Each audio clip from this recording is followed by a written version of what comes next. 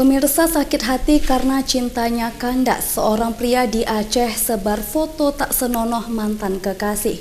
Pelaku juga mengancam orang tua korban yang merupakan pimpinan Dewan Perwakilan Rakyat Aceh Barat Daya. Kini pelaku telah ditahan di sel Mapolres setempat.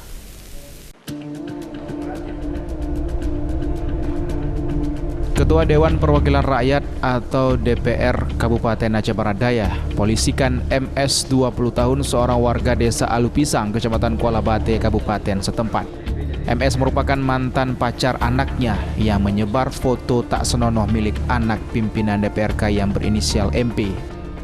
Mendapat kiriman 4 lembar foto tak senonoh anaknya, pimpinan DPRK melaporkan mantan pacar anaknya itu ke Polres Aceh Barat Daya. Kini pelaku telah ditahan di sel Mapolres setempat.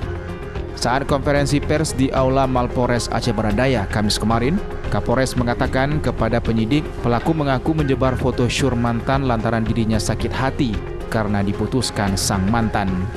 Pelaku juga mengancam korban dan orang tua korban menggunakan foto syur itu. Selain menahan pelaku, Satuan Reserse Kriminal Polres Aceh Barat Daya juga mengamankan barang bukti berupa 2 unit telepon genggam milik pelaku, serta bukti screenshot percakapan ancaman pelaku terhadap korban Ketua DPRK. Bapak Ketua DPRK datang untuk melaporkan kejadian yang telah menimpa putrinya, di mana ada salah seorang warga yang mengirimkan gambar, 4 buah gambar yang dapat dikatakan bahwa gambar tersebut memiliki muatan kesusilaan yang tidak senonoh yang dilakukan oleh tersangka. Foto-foto yang disebarkan pelaku merupakan foto yang tidak diketahui oleh korban. Pelaku mengambil foto korban ketika saat mereka sedang di satu ruangan yang sama di kota Banda Aceh. Keduanya merupakan mahasiswa di salah satu kampus di Banda Aceh.